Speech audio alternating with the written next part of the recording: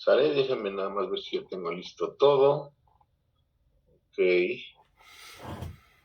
Vamos a iniciar viendo un video sobre ley de Coulomb. Vemos la explicación en el video y reforzamos con la presentación que ya les hice llegar a todos el día de hoy y con la que teníamos también anteriormente. Entonces vamos a compartir pantalla para que podamos revisar el video. Cualquier duda o pregunta, pues lo comentamos ahorita que termine el video. ¿Vale? Ok.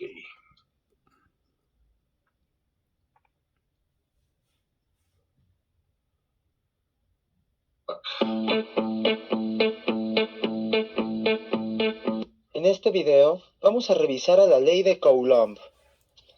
La ley de Coulomb se utiliza para conocer la fuerza de atracción o repulsión que existe entre dos cargas eléctricas que se van a encontrar separadas a una distancia. Y esta se rige por la siguiente expresión, en donde F corresponde a la fuerza electrostática, es decir, la fuerza de atracción o la fuerza de repulsión en Newton. Q1 y Q2 corresponden al valor de las dos cargas eléctricas, cuya unidad de medida es el Coulomb. R es la distancia de separación entre las dos cargas y esta debe estar en metros. Por último se tiene acá, esta es la constante de proporcionalidad electrostática y esta tendrá un valor de 9 por 10 elevado a la 9 newton metro cuadrado sobre Coulomb cuadrado. No olvides que estas son las unidades que debemos trabajar para la ley de Coulomb. Esta ley establece que la fuerza de atracción o repulsión es directamente proporcional al producto entre las cargas. Esto quiere decir que si el producto entre las cargas aumenta n veces, entonces la fuerza de atracción o repulsión también aumentará n veces. Por ejemplo, si el producto entre las cargas aumenta 2 veces, entonces la fuerza de atracción también aumentará al doble. Mientras que si el producto entre las cargas disminuye n veces, entonces la fuerza de atracción o repulsión también va a disminuir n veces. En este caso, si el producto entre las cargas disminuye a la quinta parte, entonces la fuerza de atracción o repulsión también va a disminuir a la quinta parte. La ley de Coulomb también establece que la fuerza de atracción o repulsión será inversamente proporcional al cuadrado de la distancia a la que se encuentran separadas las dos cargas. Esto quiere decir que si la distancia aumenta n veces, entonces la fuerza de atracción o repulsión va a disminuir n cuadrada veces. Por ejemplo, si la distancia aumenta al doble, entonces la fuerza de atracción o repulsión va a disminuir 2 al cuadrado veces, es decir, 4 veces. Mientras que si la distancia disminuye n veces, entonces la fuerza de atracción o repulsión aumentaría n cuadrada veces, lo que quiere decir que si la distancia disminuye a la quinta parte, entonces la fuerza de atracción o repulsión aumentaría n cuadrada veces. En este caso, 5 al cuadrado es igual a 25 veces. No olvides darle like a nuestro video si te ha gustado. Suscríbete.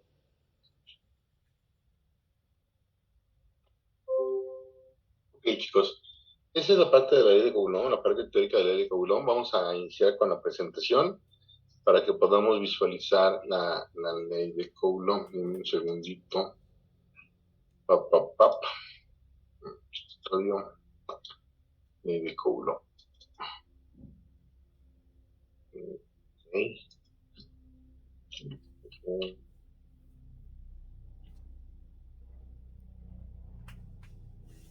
Okay. Ok, compartimos pantalla.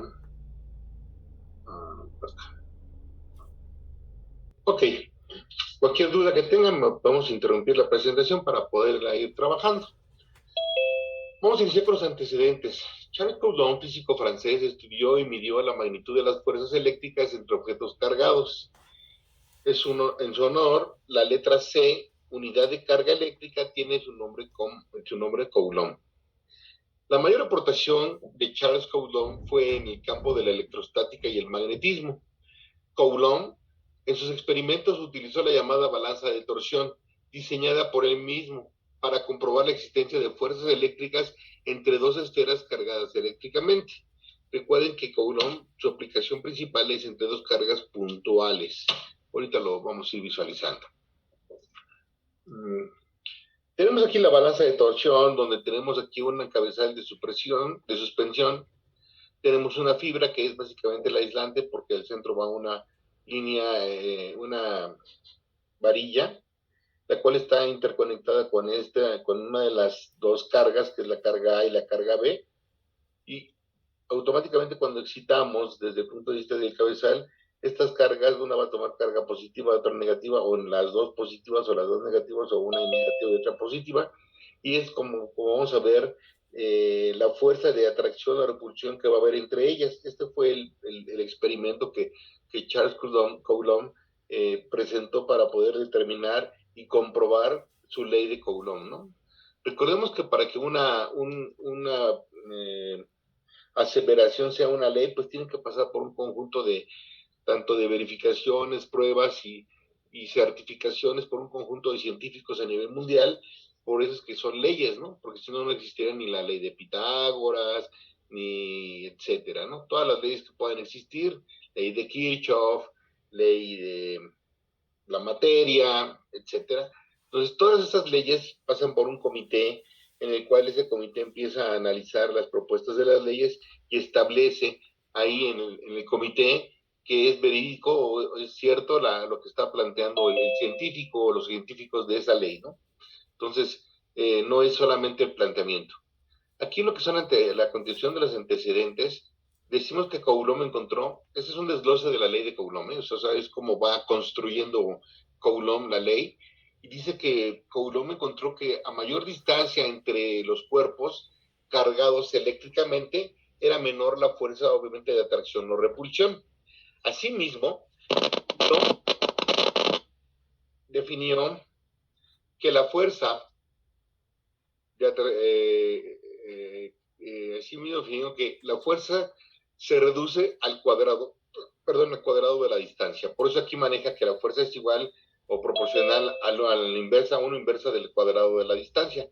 Como podemos visualizar, aquí está R, que es la distancia, y es una carga positiva y una carga negativa. Estamos construyendo la ley, paso a paso.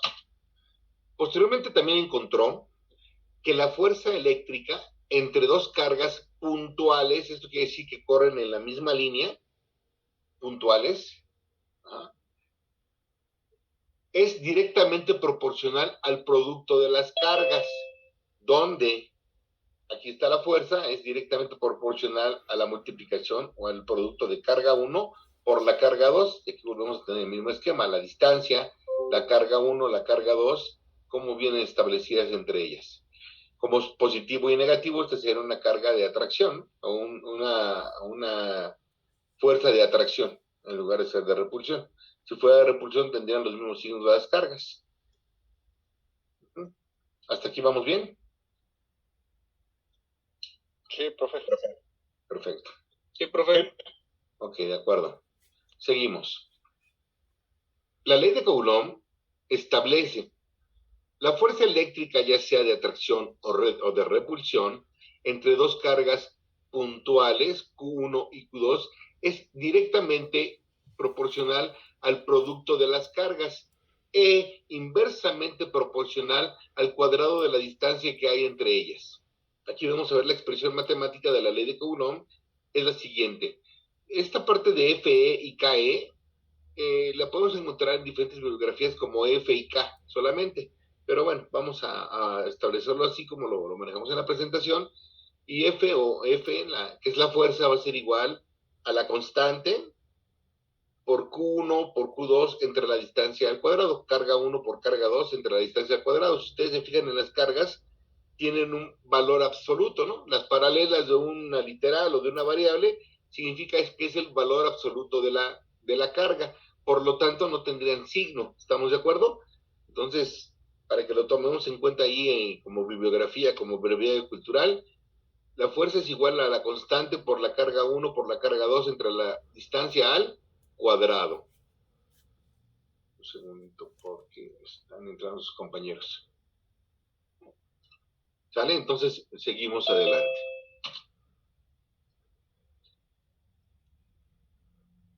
Vamos a desglosar las variables que van relacionadas en la ley de Coulomb. Q1 es igual a la magnitud de la carga 1 en coulombs, la unidad de medida. La Q2 es la magnitud de la carga Q2 en Coulomb. KE o K es una constante conocida como constante de Coulomb. La constante de Coulomb es 8.99875 por 10 a la 9 newton metro cuadrado. En general, hay gente que lo redondea, hay físicos, matemáticos que lo redondean a 9 por 10 a la 9 newton metro cuadrado sobre Coulomb cuadrado.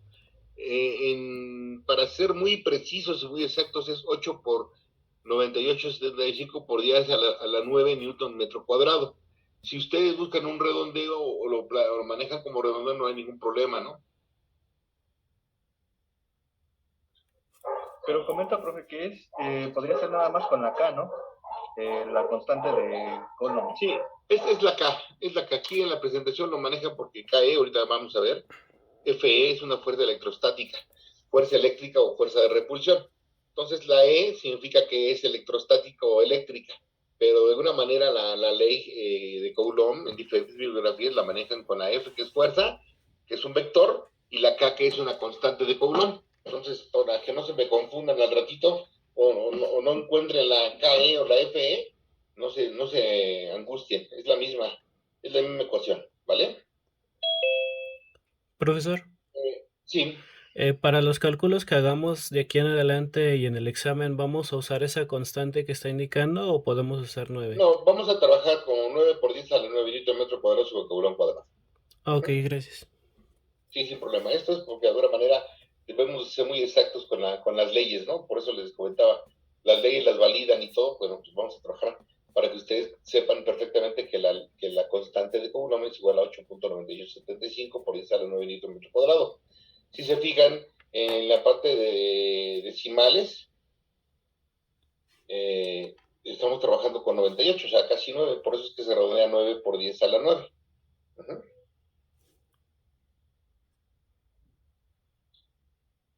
En esta constante, también se puede escribir que K, la constante, va a ser igual 1 a la inversa de 4pi por epsilon 0. Aquí se nos corre el epsilon 0, pero bueno, aquí es epsilon 0 junto como aparece aquí. Epsilon 0 no es más que la constante de permitividad en el vacío. Profe, ¿pero por qué el vacío? Bueno, porque puede haber diferentes medios o ambientes donde las cargas puntuales se puedan mover, se puedan atraer o repeler. Por lo tanto, puede ser en el vacío, puede ser en el aire, puede ser en diferentes lugares. La situación de el medio con el cual se van a atraer o repeler. Hay una tabla, de hecho les voy a presentar más adelante una tabla, no sé si hoy o el martes, una tabla donde establece la permitividad, los diferentes tipos de permitividad y los diferentes valores que tiene la permitividad, ¿vale? Entonces, vamos a trabajar sobre ello. Epsilon 0, entonces quedamos que era la constante de permitividad en el vacío. Fuerza, o Fe, en este caso, que es igual a F, es la fuerza electrostática o fuerza eléctrica de atracción o repulsión entre las cargas y está dada en newtons. Carga puntual es la partícula de tamaño cero que posee una carga. ¿Qué quiere decir con una carga puntual? Normalmente, ahorita lo vamos a ver en la otra presentación, las cargas se mueven en un plano cartesiano, en este caso bidimensional. Hablamos de bidimensional cuando hablamos de X y Y.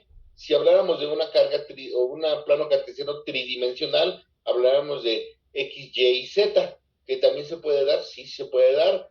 Acuérdense que también trabajamos con números imaginarios, I, J y K, que nos viene representando los diferentes las diferentes representaciones de X, Y y Z. Va a ser I, J y K cuando manejamos imaginarios o en un plano imaginario, ¿no? De los diferentes, y cuando manejamos vectores también manejamos los números imaginarios en el plano cartesiano tridimensional, ¿sale? Y R es la distancia entre las cargas dada en la unidad medida en metros. ¿Hasta aquí estamos bien? Sí, profe. ¿No hay dudas, no hay preguntas? No, profe, hasta ahorita no. Perfecto, seguimos. Esta presentación ya la tienen en casa, ¿sale? En Classroom, ya la tienen todos por ahí. Forma vectorial de la ley de Coulomb. ¿Por qué va a ser una forma vectorial? Recordemos que las cargas se mueven, como lo hemos indicado ahorita, en un plano cartesiano. Por lo tanto, se mueven en el espacio. Y si se mueven en el espacio, cada trayectoria de la carga va a tener que tener un movimiento. Si tiene un movimiento, tiene una dirección, un sentido y una magnitud. Por lo tanto, son los vectores. La fuerza, como tal, es un vector porque tiene dirección, magnitud y sentido. Entonces, como la fuerza es una cantidad vectorial, la ley de Coulomb deberá de ser tratada como tal. La ley expresada en una forma vectorial para una fuerza eléctrica ejercida por una carga Q sobre una segunda carga Q2 que se llama fuerza 1 y 2. Fíjense muy bien. Tenemos aquí la carga 1, tenemos aquí la carga 2, tenemos aquí la distancia. Esta fuerza, que es la fuerza positiva 1-2, va a ser positiva. ¿Por qué? Porque independientemente del signo de la carga o del valor de la carga, como pueden ver, esta fuerza va a ser positiva porque va del origen, vamos a pensar que va del origen a la derecha. En una tabla, en una recta numérica, recordemos que el origen del 0 a la derecha es positivo, del 0 a la izquierda es negativo. O si manejamos el plano cartesiano, podemos ubicar que el plano cartesiano está dividido en 4, donde un cuadrante es positivo, positivo, otro es positivo, negativo, y así nos vamos en los diferentes cuadrantes, ¿sale? Entonces, si corre de un punto a la derecha, va a ser positivo el vector fuerza 1-2, carga 1-2, fuerza 1-2 va positivo. Si manejamos desde el otro punto de vista vectorial, que es menos fuerza 2-1, fuerza 2-1, va del origen o del punto a la izquierda. Por eso es que se considera una carga negativa, ¿sí? Aunque el valor de la carga sea positivo. ¿Queda claro? Entonces es importante que lo entendamos de esa forma. Y en la parte de abajo, en el otro esquema que estamos visualizando aquí, podemos encontrar nosotros que el valor de la fuerza 21 o la fuerza 2-1 va de izquierda a derecha. Por eso esta fuerza en especial es positiva. Pero si nosotros tomamos en consideración la otra fuerza, que es fuerza 1-2 o 12, es menos fuerza 1-2 porque va de un punto a la izquierda, sería en el plano cartesiano inverso o en la recta numérica del origen a la izquierda. Por eso se considera una fuerza negativa, independientemente de que la carga sea negativa y la otra carga sea positiva. Son fuerzas negativas porque van desde el punto de vista de la posición. Recordemos que un vector tiene un origen y tiene un destino o un final. Por lo tanto, el origen, partiendo del origen hacia la dirección y sentido que tienen, es como podemos trabajar. Ojo, señores, ¿por qué dicen que son cargas puntuales? Porque en este caso se está trabajando equidistante y linealmente una carga con referente a la otra. Si tuviera otra posición de la carga, pues trabajaríamos con los ángulos en el cual estuvieran trabajando. Si esta carga estuviera a 30 grados, tendríamos un ángulo aquí de 30 grados para poder trabajar desde el punto de vista vectorial. Pero las cargas puntuales están directamente alineadas una con referente a otra. Por eso es que se llaman cargas puntuales y su valor es 0, porque están en la misma línea de operación cada una de esas cargas. ¿Quedó claro?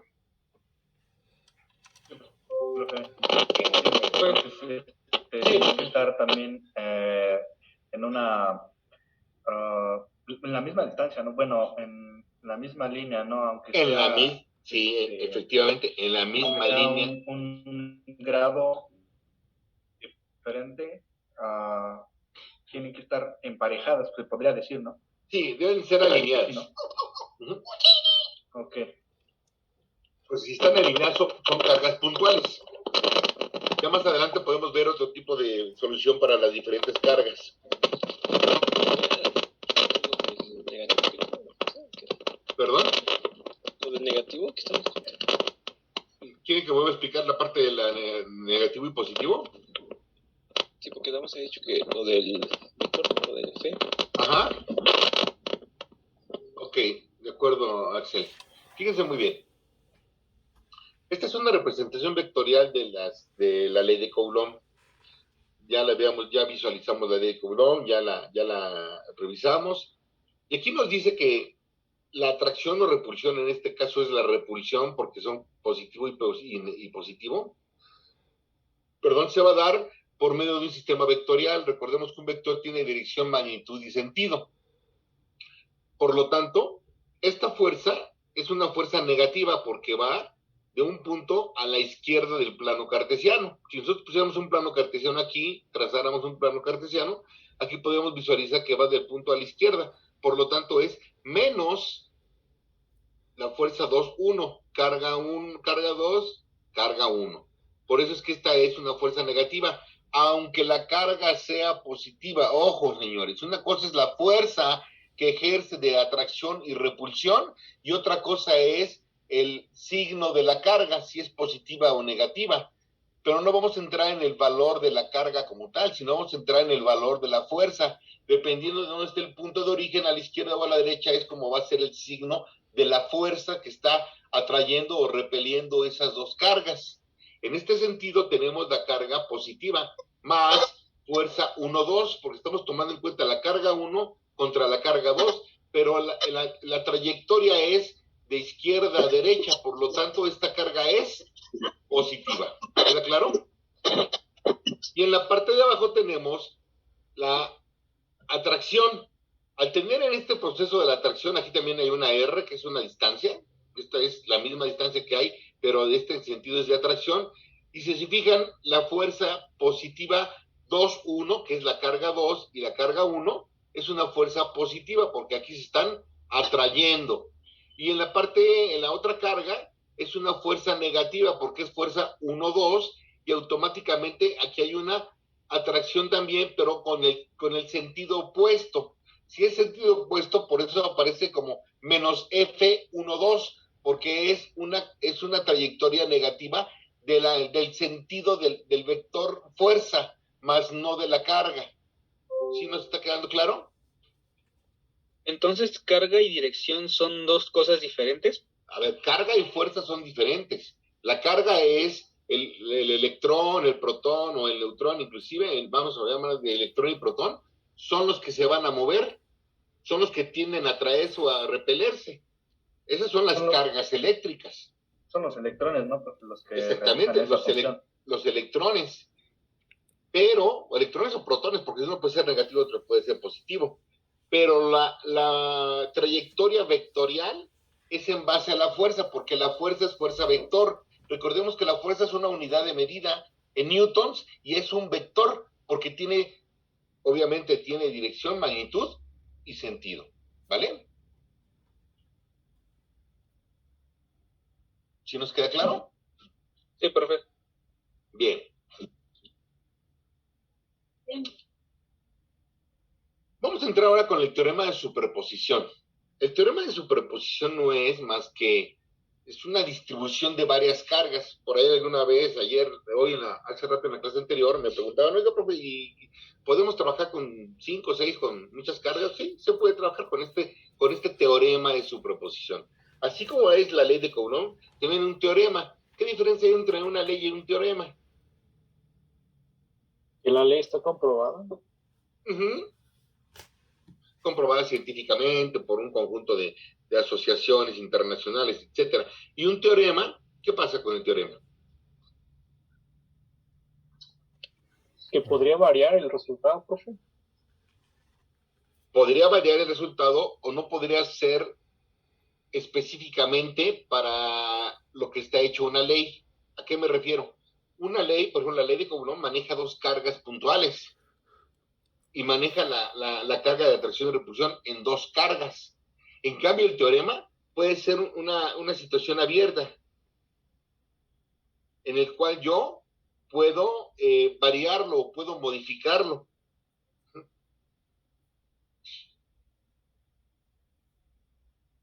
Un teorema es una proposición matemática que se puede demostrar a partir de axiomas, de proposiciones ya anteriormente demostradas. ¿Qué pasa con el teorema? El teorema se apoya en la ley de Coulomb, por lo tanto, el teorema es válido porque está apoyado en una ley, pero en este caso este teorema ya maneja, un teorema de superposición, maneja varias cargas, no solamente dos cargas como lo plantea la ley de Coulomb. No sé si me quede claro el concepto del teorema. Sí, sí, profe. ¿Sí? Ok. Entonces un teorema, ¿por qué puede ser modificado? Porque puede ser para 3, 4, para n cargas. En cambio, la ley de Coulomb es específicamente para dos cargas puntuales. ¿Vale? Ok. En una distribución de varias cargas, la fuerza que ejerce una carga sobre otra no depende de las fuerzas que ejercen las demás. Por lo tanto, la fuerza eléctrica total sobre una carga se determina sumando vectorialmente las fuerzas que existen entre dicha carga y cada una de las otras cargas. Ejemplo, dice que la fuerza total sobre la Q, sobre la carga, que es Q, fuerza va a ser igual a la sumatoria de la fuerza 1, de la fuerza 2, de la fuerza 3, de la fuerza N. Fuerza 1 va a ser igual a la carga que existe, a la fuerza que existe entre Q1 y Q. Fuerza 2 va a ser igual a la fuerza que existe entre carga 2 y la carga. Fuerza 3 va a ser igual entre la carga, fuerza 3 va a ser igual a la fuerza que existe entre la carga 3 y la carga Q. Por lo tanto, fuerza N es una fuerza en enésima de fuerzas. ¿A qué me refiero? Si tuviéramos aquí 10 cargas o 12 cargas o n cantidad de cargas, va a ser lo mismo. Va a ser la fuerza entre QN y la Q. Esto quiere decir que pueden ser fuerza, carga 1, carga 2, carga 3, carga 4, carga 5, carga N, pero siempre con referente a quién, a una carga. En este caso estamos trabajando sobre la carga, no la carga 1, la 2 y la 3, sino simplemente estamos trabajando sobre una carga. Aquí son 4 cargas las que estamos viendo en el teorema de superposición. ¿Queda claro? ¿Cómo voy a calcular carga 1 y la carga? Pues con la ley de Coulomb. Ahí me va a dar un valor de atracción o repulsión.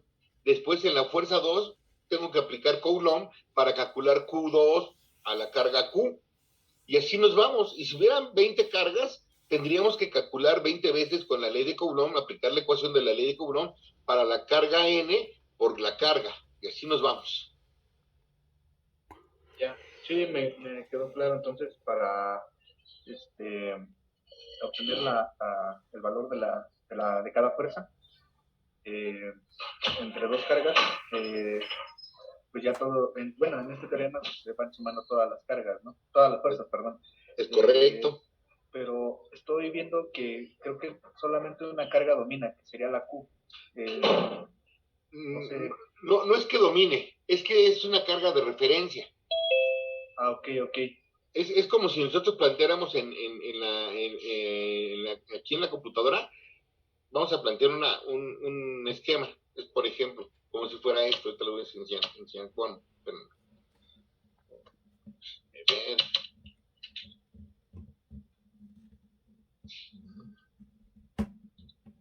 ver. Ya me salí de compartir, un segundo.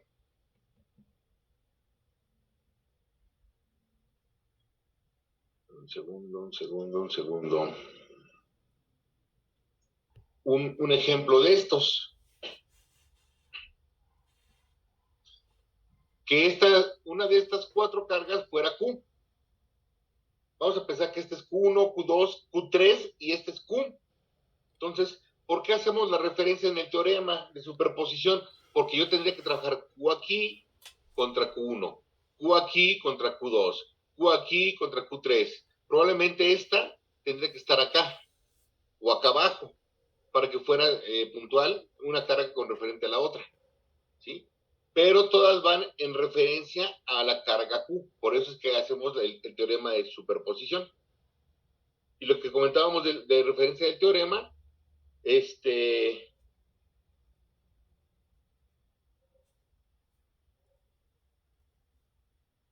porque aplicamos el teorema de la ley de Coulomb en el teorema de superposición, porque a fin de cuentas estamos utilizando Coulomb para calcular cada una de las fuerzas, ¿no?